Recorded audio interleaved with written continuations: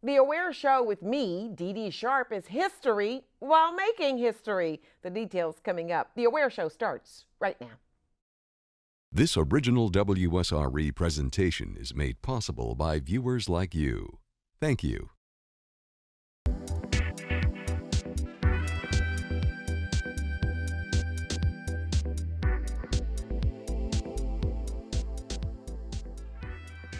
Hi, I'm Dee Dee Sharp, and welcome to my 30th year anniversary and the farewell edition of the Dee Dee Sharp Show.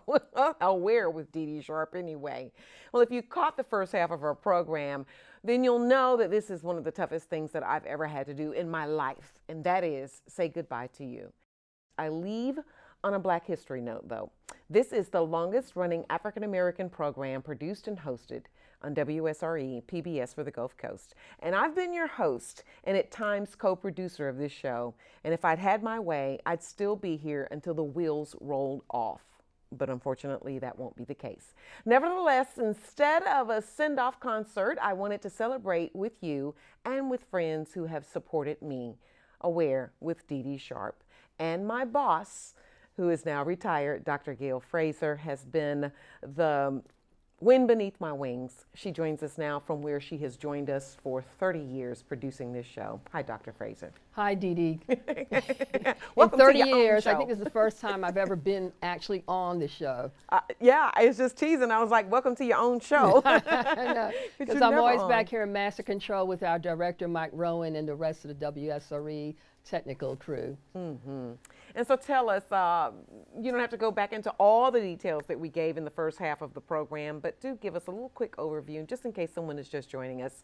What has Aware meant to you, and how did all this stuff get started, and how's your vision gone for 2020 now? Well, as you know, this has been a labor of love for me, and so it never felt like work. But just very quickly, we decided to do a show that would be a voice of the people. We wanted to have the viewers tell stories. We wanted our audience and our viewers to be able to see stories that often mainstream media never carries. So this has really not been about you and I. It's always been about the people and sharing their stories. So we wanted to make sure the underrepresented, folks who were marginalized, the elderly, the various minority communities, poor people, disabled people and our veterans had a voice and were able to tell their stories. So that's what Aware has been, telling the people's stories and also telling stories that oftentimes mainstream media would not cover. In 30 years, we've had hundreds and hundreds of guests. We've reached thousands and thousands of viewers. We've had so many people who've been a part of Aware. And so, yeah, you're right. This is a grand opportunity to get to say bye and farewell, but to get to just tell them how much we've loved them. And yeah, we've been about Black consciousness, but the main goal was about diversity with unity in the community. Absolutely. You know, and we talk about some of our favorite shows that we've done in the 30 years. What say you? Wow, there are so many, Dee Dee. I always loved the shows that we did when we were on location, like the Florida Black Heritage Trail, and when we did the Pensacola Beach and the seafood festivals, all those great shows. Of course, the show with the White House Boys and Mr. Straley. I mean, I could go on and on. We did a show on Mission Children with the FBI and the Secret Service.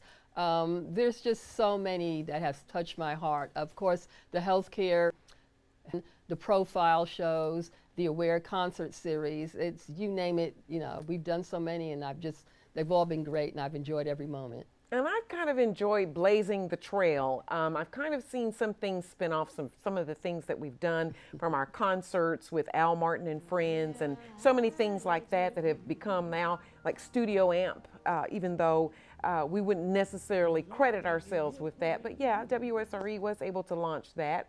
And then also, we've done a lot of shows where we featured places you could go on a shoestring budget. Yes. That was kind of like in your own backyard kind of a thing. So yeah, we've had a lot of fun. It's been a ride. Yes, it has. Yes. And so with all of this, Aware for a lot of people, it has meant a lot of things. And I understand why we couldn't just name one or two because there have been so many. But if you had to just boil it down and say, do you think you were able to fulfill the mission? And if you were, how do you walk away from that now? I walk away very proud and happy. First of all, I've retired. I retired in May 2018, so there's other opportunities. As I indicated, I've been offered the opportunity to produce a TV show in New York, so I'm looking forward to that. I live 6 months now in Pensacola and 6 months in New York, which is actually my home. And so I'm just joyous. You know, I've gotten letters and emails and so much thank yous from the community, for what we've done. And of course, I want to thank our viewers, past sponsors, all the people who have been guests on the show, and of course our marvelous crew who have helped us produce this show for the last 30 years. And a lot of the ideas for the programs came from our viewers, people writing or calling in or stopping me on the street saying, can you cover this story? Can you cover this story? Probably one of the ones that touched me recently was the story we did with the Mothers Speak Out, the mothers who had lost children. Because oftentimes the media, they would just get a little soundbite or a snippet when they go to cover a story of who got shot or who was recently killed or that kind of thing. So we gave those mothers an opportunity to really be on the show and talk about their platform and the organizations that they've done to keep the community safe, that they've organized to keep the community safe. So that was very touching to hear from those mothers to tell their stories about their children who they have lost. And I think that's been the big thing as a journalist. You don't often get a chance to do a show like this where you get an hour to touch on issues like what you're talking about. And we did have that. And I think we've had some shows where we could just high five one another at the end of the show and just know in our hearts that somehow, some way, we did give them information and we did educate people here on PBS and we did make them aware of the things that matter most in the community. And I thank you for having that vision. I thank you for hiring me. Well, like I said, I always joke with you that you were my greatest hire. I have to give credit to Frank Calhoun, who used to work here at the college, because Frank and I were just chit-chatting and shooting the breeze one day, and I was telling him about the show, and he asked me, well, what are you going to call it? And we were just talking, and I said, well, I haven't come up with a title yet, but what I want to do is to make sure the community is aware of a lot of different issues and things like that. And then he and I both looked at each other at the same time and said, that's it, we're going to call the show Aware. So that's how the name came about. And as you know, we started from a half-hour tape show to a half-hour live show, and then we went to an hour call-in live show, and then the hour tape. So it's just been a remarkable journey, and I'm appreciative to WSRE and all our viewers and our fans and all the guests who have been on the show for 30 years. 30 years is a long time. It's been an amazing journey. And something else separate, as we always talk about these things that have just kind of happened, is even my name. Yes. People who know me from high school at LaFleur High School in Mobile and in this area have always known me to be Millicent Antoinette Kenny. And so when I hit the air as Dee Dee Sharp, they were like confused. Well, that happened because a long time ago when I got started in radio at WBLX AM and FM, the program director said, you can't go on the air as Millicent. No one will know who you are and they won't remember that name. And I said, well, maybe I'll be Cece. He said, there's another Cece at another radio station. You'll confuse them. And he said, just go up a letter in the alphabet. I said, Dee Dee will be Dingy. He said, no, it won't. It'll be Sharp. And I said, let me be Dee Dee Sharp and I'll go on the air. And ever since then, I've been that person. So there you have another little something that you didn't know about us here at The Aware Show. Well, Dr. Frazer, being a producer, I've enjoyed watching you come up with ideas, and I've enjoyed helping you co-produce and bringing them off the pages and onto the air. It's been, like you said, a labor of love. And in keeping with that, you had a vision years ago that we would travel around the globe, and it would start with the African American Heritage Society and culture in our community. Tell us about that vision, and we'll roll on from there about what happened with it. Okay. Well, before I say that, just real quick, when you asked me about some of my favorite shows, yes, probably one that I can really think of is the Al Martin and Friends concert that we did, because talk about a vision and then the whole thing comes true. That production I'll always love. As you know, Al is the expert. He is such a professional. I think he's one of the greatest musicians of all time. Absolutely. And that concert was absolutely fabulous. It was. All it was. all the musicians and singers that participated in that vision was wonderful. I can just see it now in my mind. And another vision as we get ready to go to this trailer and have you kind of prompt that is what we've been able to accomplish with the African American Heritage Society and the concerts that they helped us bring in and all that they've done. Can you tell us a little bit about that? We coordinated with them for the Nina Freelon concert. And we've collaborated with the African American Heritage Society on many projects. And I know we have Cheryl, the executive director, and she'll talk to you about some of the upcoming things but they plan to do. But one of the biggest things that we're still working on with the society is for the Florida Black Heritage Trail. And as you know, we were in Pensacola, Tallahassee, Orlando, and Eatonville, and we went on remote and highlighted the Florida Black Heritage Trail there. There are over 200 destinations here in Florida that deal with African American history and culture. And so we wanted to take the individuals, our viewers across the globe, so they can see those particular destinations. And we're also working on a student teacher viewer guide that they would have to go along with them when they look at these half-hour segments of the Florida Black Heritage Trail. So that's another project that we're still working on. We did an hour for each of those shows, and then we did like a 30-minute trailer, and then we did a 2-minute trailer. And I think that's the 2-minute one is probably what we'll show. But I'm not going to say any more because Cheryl is on there, on the show, and she'll talk about some of the upcoming projects that the African American Heritage Society is doing. Okay, thank you so much, Dr. Frazer, producer of the Aware Show. And as she mentioned, we were able to do the African American Heritage Trail, and we want to share that trailer with you now.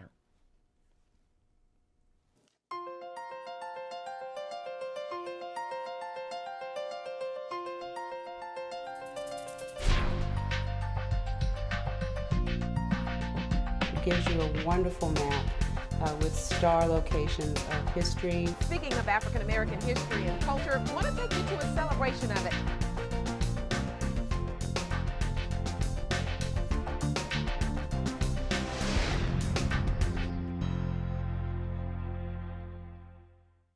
They tell the story of where we came from and where we are going.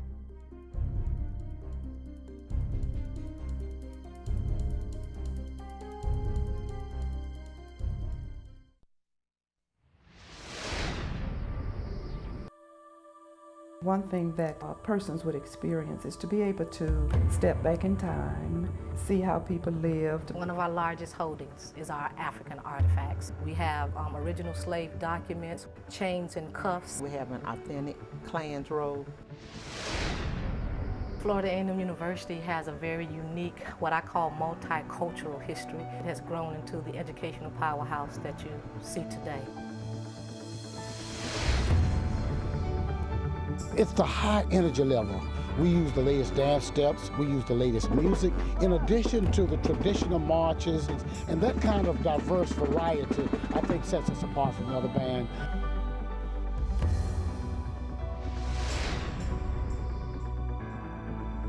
Finally, I can look back and recognize the trailblazers. Zora Neale Hurston knew that there was a basic dignity about the people that she encountered. She was willing to spend her life documenting their lives and telling stories about them.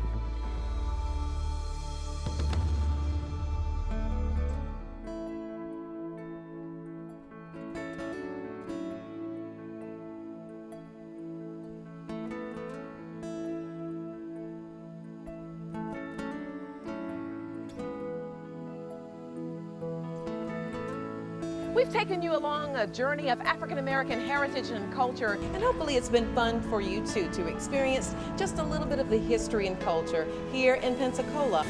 Like heaven, right here in Eastville. Hopefully you've seen a whole lot and learned at least a little about the contributions African Americans have made not only to the state of Florida, but to this country and to the world for that matter. To me, heritage means hope. To forget the past is to deny future generations their heritage and a foundation for hope.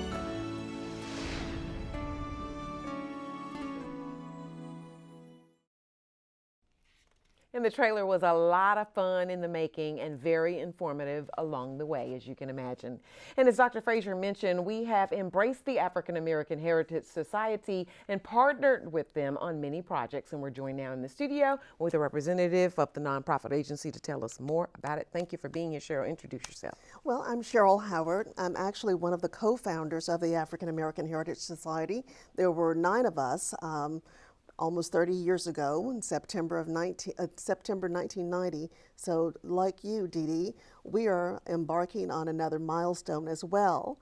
And it's just been so wonderful to be a part of the WSRE family and to have done so many events together. I think, in fact, we shared the 25th anniversary time period together. I believe you hosted a red carpet affair for us, and we, in turn, I think, presented Ruby Dee and Ossie Davis's grandson, who did an unveiling of a special documentary that he did about his grandparents. And for many of you who may not know, Ruby Dee and Ossie Davis were tremendous supporters of the African American Heritage Society. They donated tremendously over the years, both financially and by providing programs on our behalf here in Pensacola. They sort of adopted us, you and your program and the African American Heritage Society. And I would be remiss if I were to say anything about the society without mentioning so many of the other people that made it possible and were at the very beginning. Dr. Christine Fulwiley was also one of our founders. She, in fact, was our first president when we started the organization.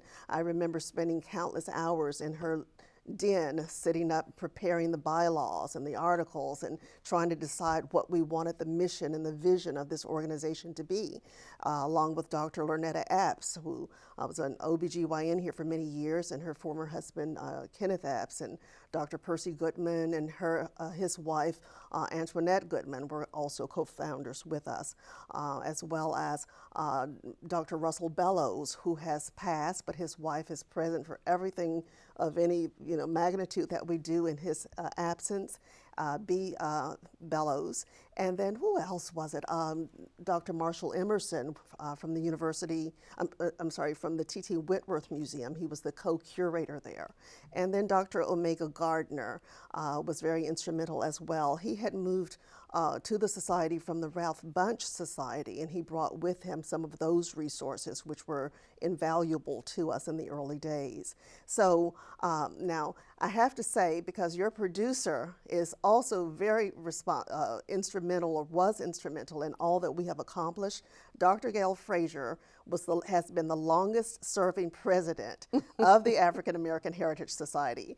And if it were not for her and her efforts, I don't know if some of those many rough years when it's sort of difficult sometimes to maintain quality programming. But because of Dr. Frazer, we always had fantastic ideas, along with our program director, Dr. A.A.H.S, and everybody else in the community. One of the other guests who will follow me, Mamie Hixon, was the editor of pretty much every one of our publications, and we have published 8 books in the course of our near 30 years. I think one of your other guests, Rosalind Fisher, was an early member of our board, and she was extremely instrumental in so much that we did as well. She was a working member of the board, and anybody who's ever been on a board knows it's not enough just to be on the board, but to also work and contribute. Yes. And so we've had a really great run, and we are looking forward to another 30 years. And but we've really enjoyed the times that we have been able to co-produce programming with WSRE. This has been so special, and I can't tell you how much we will miss you, Dee Dee. You are, as far as we're concerned, a de facto member. And anytime you want to come back and do anything, and particularly a book signing, we would love to host your book signing. And you will. You all have been near and dear to my heart. And yes, we've kind of side by side have walked this journey out here in Pensacola, doing what we do. But it has been a joy to watch what this nonprofit agency, this group of people who love the African American community to embrace it the way you all did, and to bring the programs that you have brought and continue to bring. Exactly, and which, by the way, last year was an amazing year for us. Last year was the first year that I actually became a sort of a working board member, founder, I would say, and I can tell you, there are very few things more difficult than running a nonprofit. But somehow or other, last year, we managed to have some amazing, amazing programs. Tell us about them. Well, some. We did some. We had a very good year last year. We started it with the Fufu Festival event, which I think is this year will be its 7th year. With the exception of 2019, we have always been a part of the festival. And I think people in the area would not need me to explain what the Fufu Festival is. You know, it's sort of an event that starts off the end of the regular tourist season, but the beginning of the snowbirds, so to speak, or tourists that are winter residents of the South. You know, during the winter time they come here, then they go back home to where it's cold after.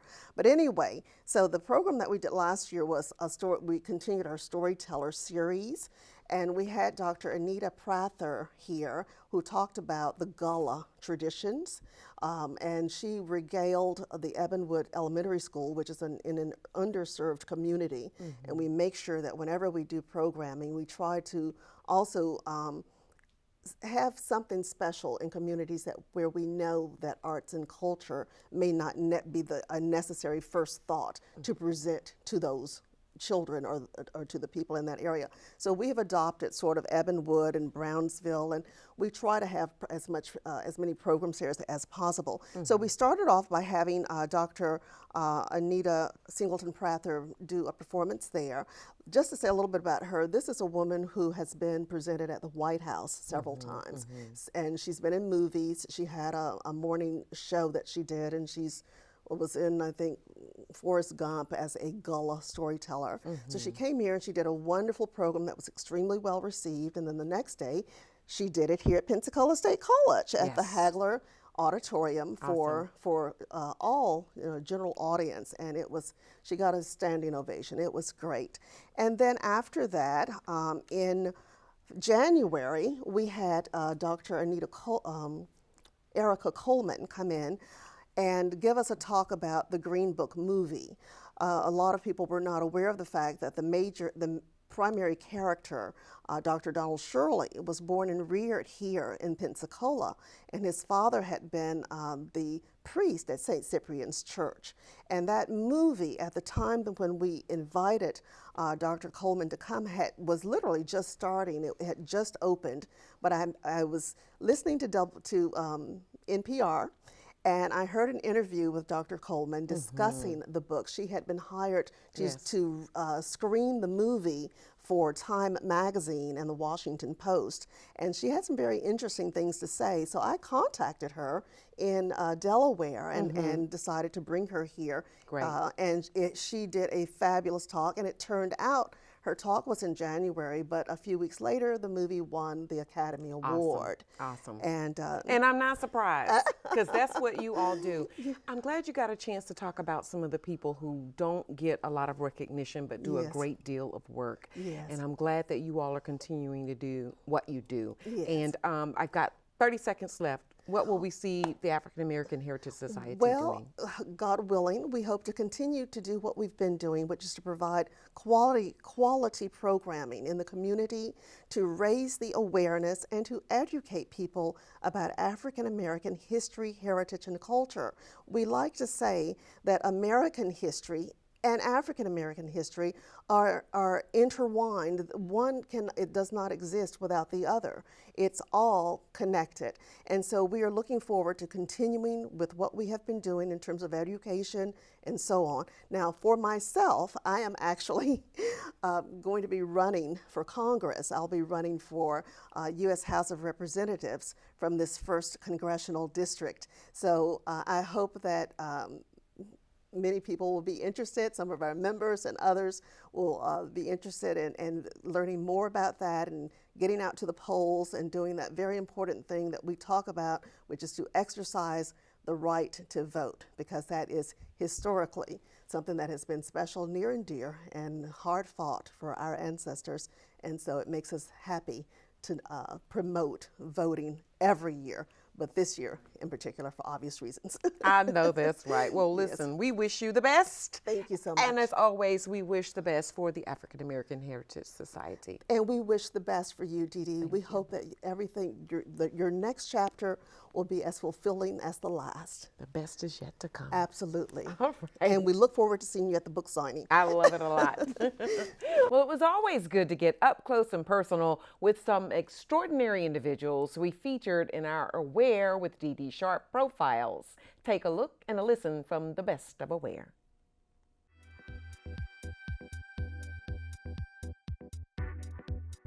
I guess that one of the things that I've learned that is fairly distinct about the work is that we still carry many of the scars from the years of oppression and captivity here in America. Now, if there's something that distinguishes our psychology from the psychology in general, the way that we understand how other people function, is that we are still dealing with those struggles, with those scars, with that captivity, with that experiences of having been America's slaves.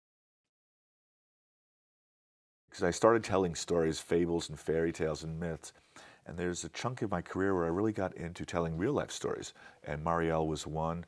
I did a piece on the Underground Railroad, and I did a piece on the commissioned by the Smithsonian to tell a story about the Holocaust. And I found this story of double-crossed. There was a boat called the St. Louis. Some of your viewers would know this. It was a Jewish refugee boat that left Hamburg, Germany in 1939, 900 passengers heading toward Cuba, and were turned away. And were turned away and turned away and turned away by many other countries, including the United States. That boat ended up going back to Europe, and half of those passengers ended up dying in the death camps of the Holocaust. And so first, until 1939, life was wonderful. And then, and from 1939, when the Germans came to Krakow, where I was born and where we lived, my father immediately realized that that was a place we could not stay. So we walked 200 miles, equivalent like walking from Orlando to Miami. And we walked 200 miles to Lvov, which was his ancestral home. We lived there till 1941, when in June of 41, the Germans overran Lvov. That 2 years was comfortable, was fine. The subsequent 4 years was just pure daily survival. For 30 years, I dreamed of returning home. From the very moment I had last seen the mountains of Cuba fade in the distance as we sailed north towards Key West, I had thought of nothing more.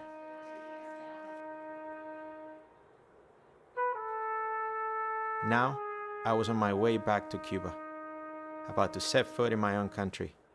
The feeling was indescribable.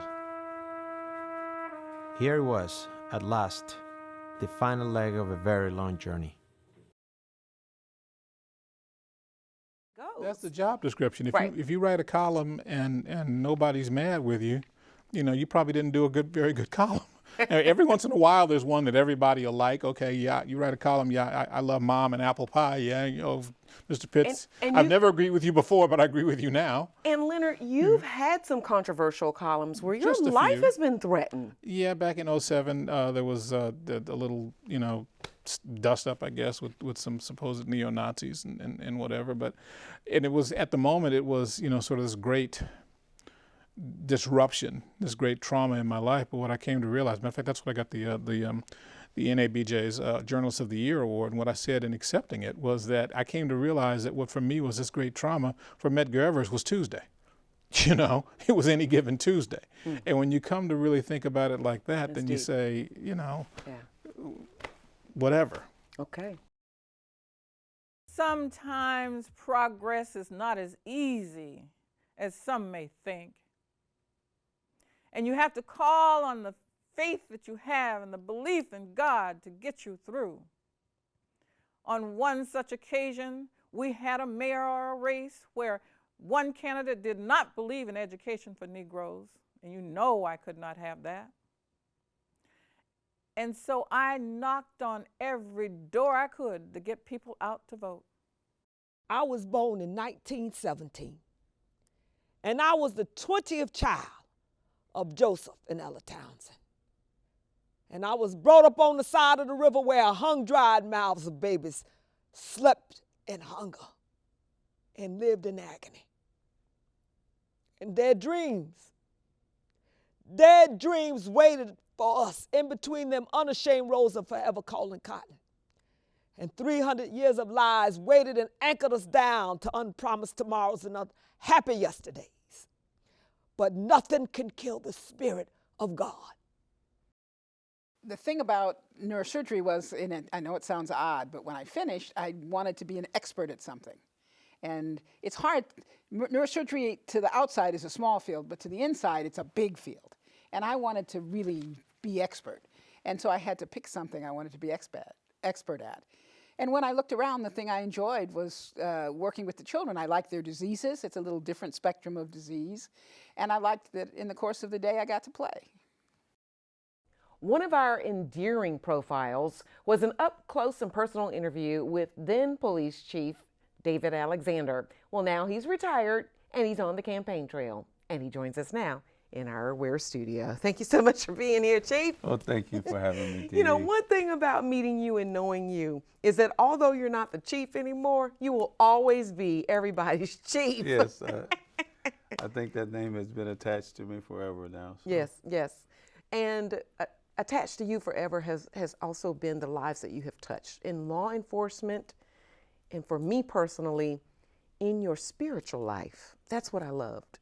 In my interview with you, you talked about how important it was for you to stay close to God through your journey out there on the streets fighting against crime.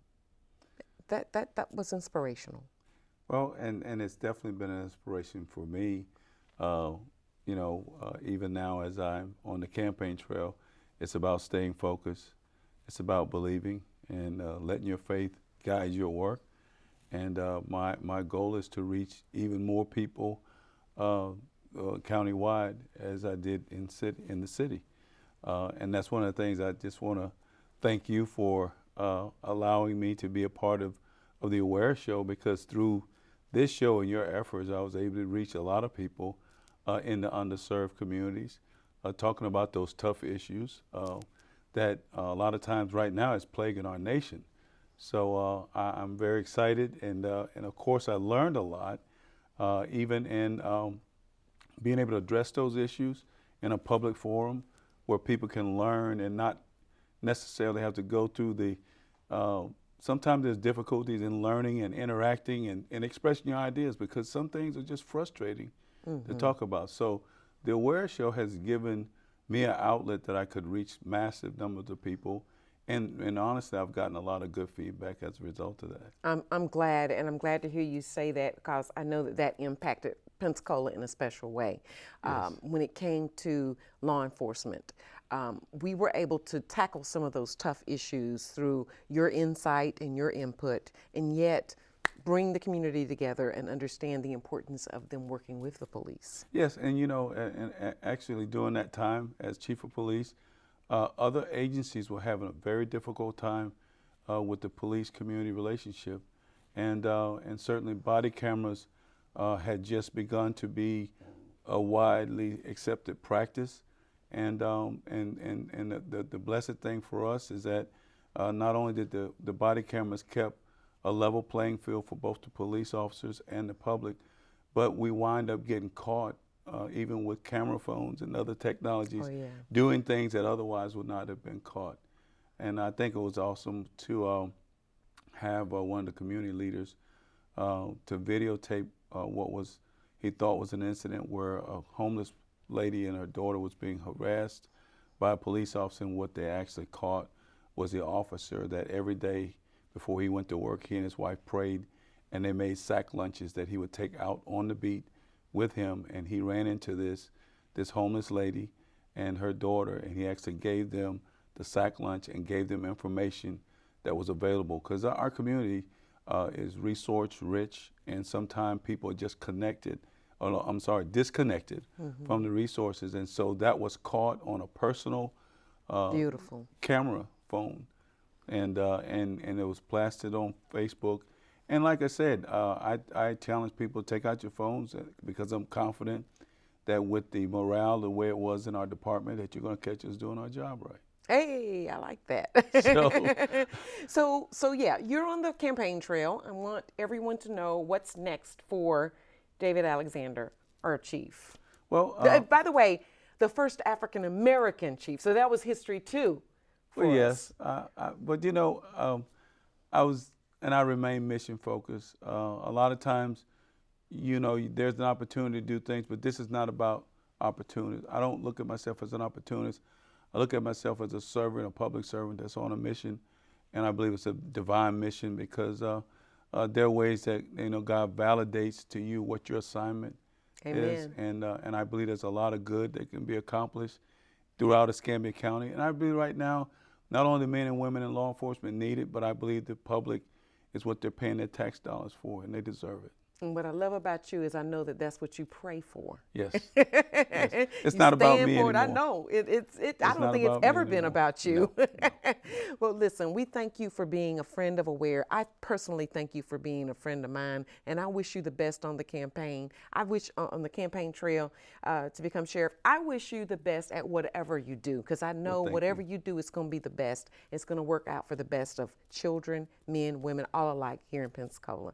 We appreciate you. Thank you. I appreciate you too. I'm looking forward to the book signing.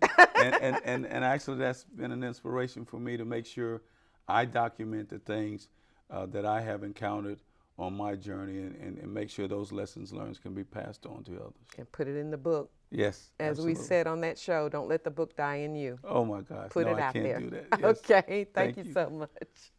All right, well, we have a chance now to take a look back at some of our celebrations, 15, 25, and 30 years here on the air.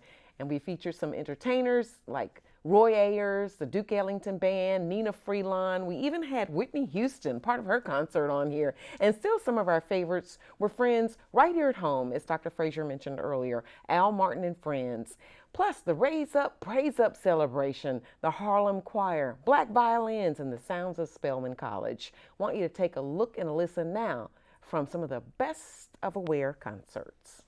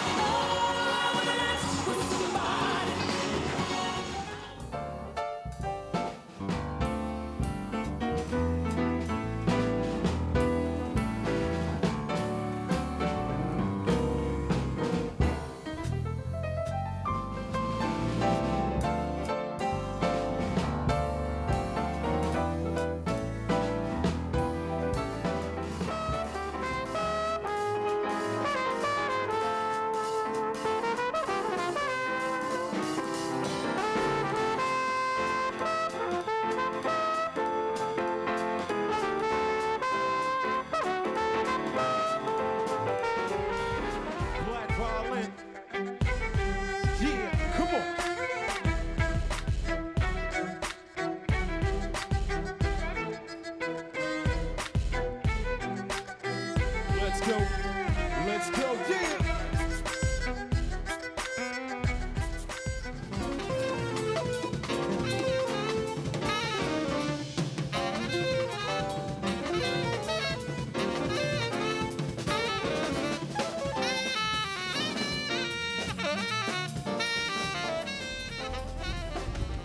Ba-ba-da-bee-ba-ba-ba-ba-ba-ba-ba.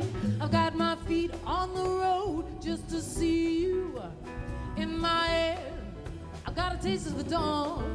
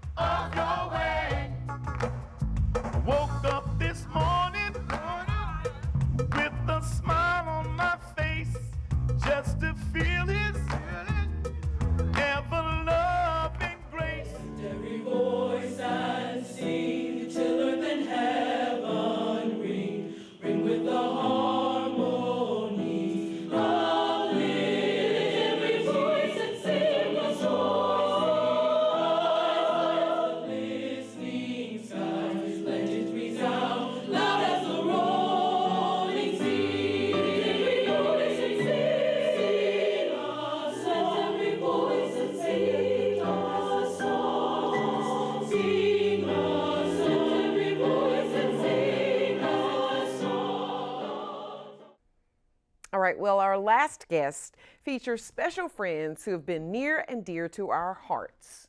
But before we introduce you to them, let's take a look at some of the shows that have been featured with our book clubs.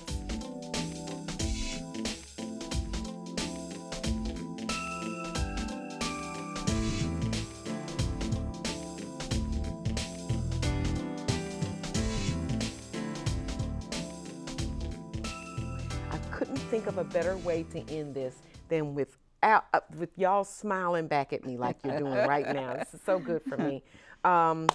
Mamie, you've been my girl. You've been my backbone in Pensacola. I could call Mamie and I could say, Mamie, give me a show. And or even if I didn't do it that way, I could say, Mamie, you're the show. And the thing I love, Roz, is she would always fix the grammar. Even before I read the teleprompter on this show. And you know what? We did miss a show on grammar. Wednesday, March 4th is National Grammar Day. How did that happen? I don't know. And it's always been National Grammar Day, March 4th. Mm-hmm. March 4th was good grammar. That's the 4th, F-O-U-R-T-H, and the 4th, F-O-R-T-H. I don't know how we missed that. All these years, all these shows, all this talking we've been doing, and we didn't do anything on grammar. Because we had so many other shows to do. That's we true. left the grammar part up to you. Okay.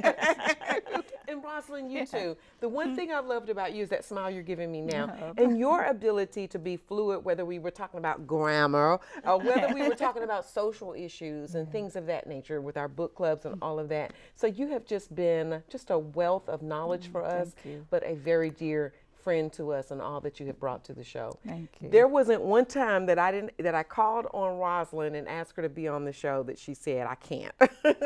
You always want to have friends like that. But more importantly, friends who had something to say. And now you look like I don't have anything to say. You know, that's so true about her. She shares these philosophical gems. The one I remember, common sense just ain't common anymore. I remember that. Yes, she comes up with these things, these academic, witty kinds of philosophical statements. I love that about you. Yes. And in doing some of the shows, Rosalind, tell us a little bit about some of the contributions that you remember making to the show, so that someone who may or may not be as familiar with you will be when you tell them. Well, I don't know if it's so important what contributions I made, but some of the shows that I was on that really were meaningful to me. One was when we talked about the N-word. Yes. That discussion of that book. Which book? It was Randall Kennedy's a misunderstood word, or right. That's something like that. The career of this word. The strange career. We had him on the phone, didn't we? Yes, we had him on the phone. Okay. Yes, we absolutely did. I don't think anybody could have done that show. And and we wanted to say the word because we wanted the shock and awe. Right. But we didn't respect necessarily the word. But yeah, the it was called. Book show was very popular for a lot of people, and I think we learned a lot from Randall as well, telling us about the navigating us with the history of this word, so that Exactly. one section of people could understand why it was so offensive, while another section could understand why it meant like camaraderie or friendship. Right. But then it's just strange how that interchanges, and we've gone through a lot of history with that word. Yes, indeed. And you mentioned about doing grammar shows. We may not have done the one about that month, but we did do Ebonics. I had forgotten about We that. did do one Yeah. on Ebonics, and you were very, very, let's say, boisterous about that program. I probably said something to the effect, you need to have in your arsenal of linguistics, some Ebonics and some prestige dialect. You need both to survive. I know one thing. My husband, my family, my children will all tell you they saw one Dee Dee Sharp, but then they saw another person like this. Okay, okay. And That's I think what you I mean. do have to do that. I Yeah. mean, Yes. you can't just let loose. When you're in an environment where you need to be professional, that's what you need to be. Exactly. And it calls for that, so that everyone understands your language. I think that's what's important there. Oh, yeah. so do I, definitely, Yeah. because I have my shades of communicating. Just depends on my audience and the occasion. Hey, Absolutely. girl. That's what hello, we do. how are you doing? That's how we do it. I'm down with that. Are you serious? No, I'm just kidding. And then, Mamie, you've also helped me with the book club. We came and we did quite a few shows on Aware featuring different book programs, which we showed some of the video earlier. The most recent being Michelle Obama's Becoming. Yes. And out of that, I was already writing my own book. And so that's become my next chapter in my life, which is Aware, sort of like the book, Aware, and a journalist's journey from dysfunction to divine purpose. And so that's what that book will be about. And you helped me tremendously, you and the book club, Writers Inc., to be able to unveil the first 3 chapters of that book. And I appreciate that. Oh, you're quite welcome. Yeah. And you helped us, I guess, to look into who you are.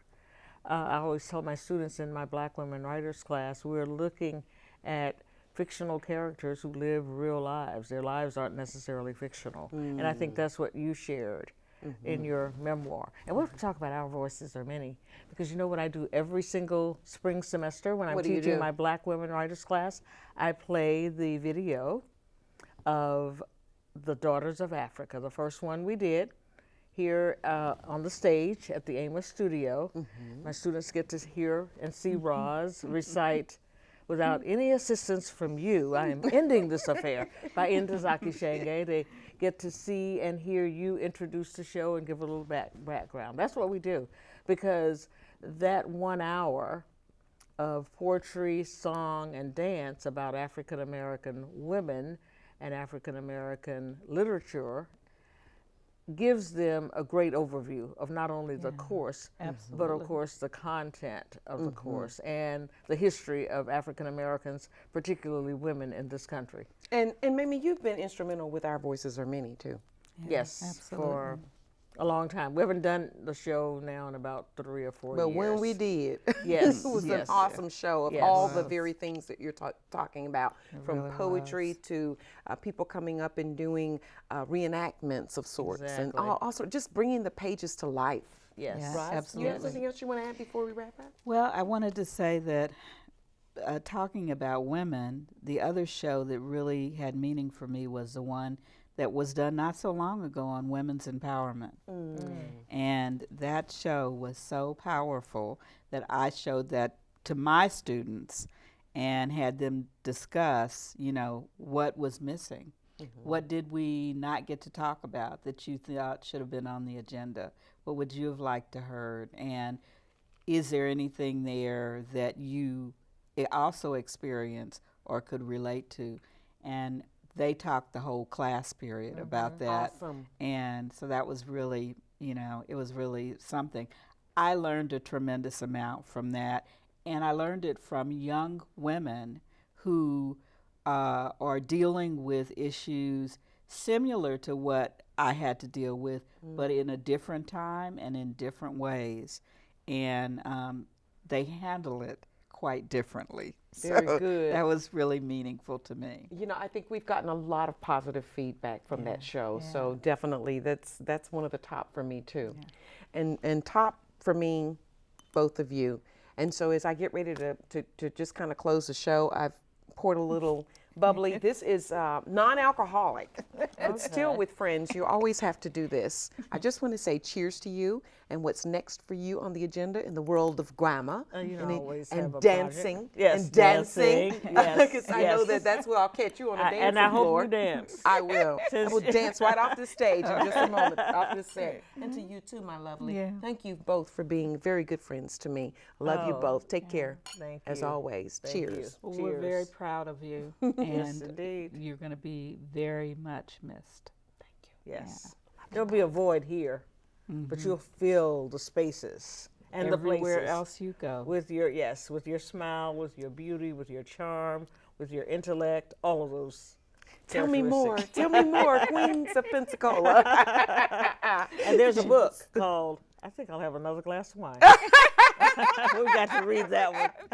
Cheers, ladies. I think it's an actress who wrote it. Back after this.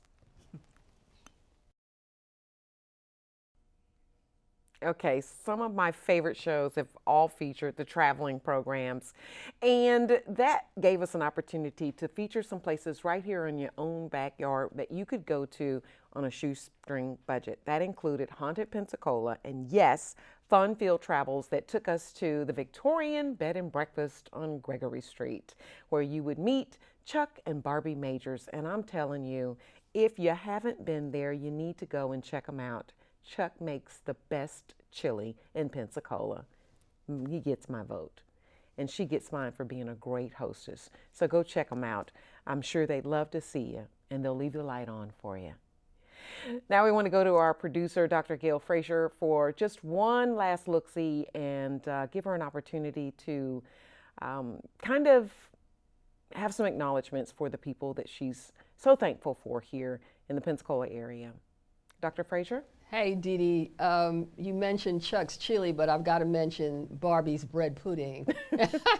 Yeah. And you know, I'm a bread pudding fanatic, and she makes a variety of flavors. You know, chocolate, pineapple, coconut. I mean, you name it, it's fabulous. So, yeah, that was one of the special shows that we enjoyed doing, the Pensacola Victorian Bed and Breakfast, when we did our on location shows, that kind of thing. So that was a lot of fun. It was. But there, as you know, Dee Dee, there are so many people to thank, and you don't want to leave anyone out. But I have to start with Mary Scott, my assistant for 30 years. I would be nowhere without Mary. And she served as production assistant as well as my executive assistant in the other hat that I wear here at the college. I also have to thank Ashley Daly, because Ashley filled in for Mary after I retired and we were still doing the show. And I have to thank our viewers who have hung in there with us for the 30 years. I have to thank all the guests who have been on this show. We love them, they know who they are. I have to thank this crew that we worked with, our director, Mike Rowan, and the rest of the technical crew. And over the years, we've worked with many directors on Aware, and all of them have been special to me. And of course, I have to thank you, Dee Dee, and William, and Robin Richard, and Celeste Evans, Carlos Beck. And, you know, you all have just been so dynamic. And I have to especially thank you for coming back to do the show after you had your accident. I know it was difficult when you first came back, but you hung in there like a trooper, you know. Yeah. And it's just been, like I said, this has been a labor of love. And I'm so thankful and grateful for the 30 years. And both of us will still be working together and collaborating together, but we each have our special projects that we'll be doing. And, you know, thank you so much for being a great friend. And thank you for being a great friend. I have something for you, and I'm hoping that they're bringing them out to you as I speak. Oh, my gosh. Oh, hey, these are beautiful. Thank you. For all you do, those buds are for you. And I love you, and I just ditto everything that you said about Mary Scott, and all of the crew here at WSRE. My heart goes out to all of the people that have come through this station in 30 years. We've seen them go and we've seen them come, and we've celebrated with them, and they've even given us Atta Girls every step of the way. And also can't forget our wardrobe consultant, Saida McBride, who has advised you for some of the programs. And there's just so many people to thank, but we couldn't have done it without this team here, this fabulous crew. Ted and James and, you know, so many people. Absolutely. And we see you, Mike. Top of the head. All right, this has been a fun ride. I want to thank some of the guests here who've joined me on the set now. My father sitting to my immediate right, Emmerich C. Kinney, and my husband, Roy Pipkin, who had a surprise as well, I see. You have anything you want to say? I just want to say I'm proud of you. I know your passion. When you do your shows, the love you have for Pensacola and Alabama, I know you're going to miss it. But like you said earlier, when one door closes, another one opens. I just want you to know that I love you with all my heart. And on behalf of myself, I present these to the love of my life. Thank you very, very much. Daddy? I remember when she was a little girl sitting on the porch, I always told her, and she makes me so proud of her, she was going to be a writer. And she'd sit on the porch and just scribble on a pad and give it to me. And I'm proud of you. See how far you came. You came all the way. You surprised me. All right. And as part of the scribble was you always in the picture. I was always, man. Thank you very much. You are here now too. How fitting. You know, as we get ready to wrap up the show, I've always tagged the show by saying stay informed and stay aware. And I want to just kind of end on some of the collage of that. Until the next time, I'm Dee Dee Sharp saying stay informed and stay aware. I'm Dee Dee Sharp saying until the next time, stay informed and stay aware. Until the next time, I'm Dee Dee Sharp saying stay informed and stay aware. And as always, I'm Dee Dee Sharp saying until the next time, stay informed and stay aware. And so before I go this time, I just want to toast my dad and my husband and let you know I love you both. Thank you for supporting me. Thank you for my children, Jair and Leandria, for supporting me, my grandchildren, my family. I love you all, and I love you too because you've been my family as well. And so this time I'll say, I'm Dee Dee Sharp, saying until the next time, stay informed and aware, and I add, stay tuned. God bless.